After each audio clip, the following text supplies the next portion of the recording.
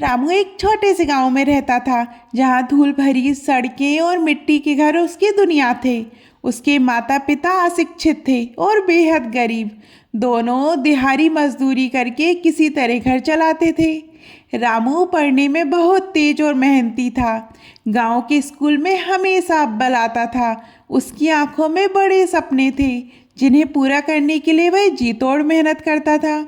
उसकी किताबों में खोई एक दुनिया थी जो उसे इस गरीबी और अभाव से दूर ले जाती थी।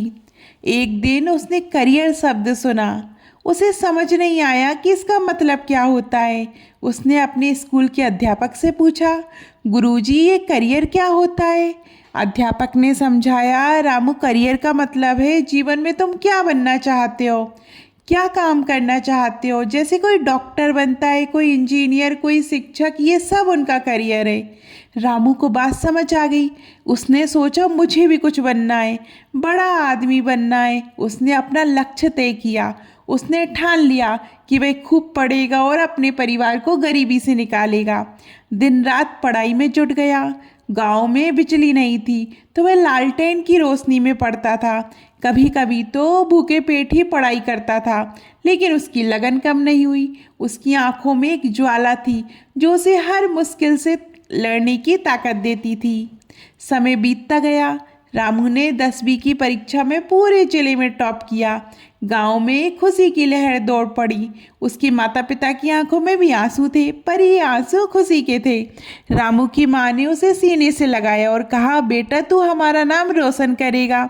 12वीं के बाद रामू ने शहर के कॉलेज में दाखिला लिया। ये उसके जीवन का एक नया मोड़ था। शहर की चकाचौंध देखकर वह थोड़ा डरा, पर जल्द ही उसने अपने आप को संभाल लिया। कॉलेज में भी उसने अपनी मेहनत और लगन से पढ़ाई की। उसने ग्रेजुएशन में भी यूनिवर्सिटी में टॉप किया। लेकिन यहीं से कहानी में एक मोड़ आया। रामू की सफलता से जलने वाले कुछ लोग, खासकर कॉलेज का एक रईस छात्र विक्रम, उसके खिलाफ साजिशें रचने लगा। विक्रम रामू की प्रतिभा और लोकप्रियता से ईर्ष्या करता था। वह चाहता था कि रामू किसी भी कीमत पर आगे ना बढ़े। एक दिन रामू पर परीक्षा में धांधली करने का आरोप लगाया गया। सबूत विक्रम ने ही तैयार करवाए थे। रामू टूट गया। उसे लगा जैसे उसकी सारी मेहनत बेकार हो गई। गांव के लोग भी उस पर शक करने लगे। उसके माता पिता भी चिंतित थे, लेकिन रामू ने हार नहीं मानी। उसने सच साबित करने की ठान ली। इस मुश्किल दौर में उसे एक लड़की का साथ मिला, अंजलि। अंजलि एक साधारण परिवार से थी, पर वह बहुत बुद्धिमान और साहसी थी।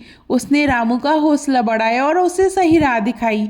अंजलि रामू की सच्चाई और उसकी मेहनत को जानती थी। धीरे धीरे दोनों करीब आने लगे, एक दूसरे के दर्द को समझने लगे। एक दूसरे में उन्हें एक सहारा मिला। प्यार के अंकुर फूटने लगे।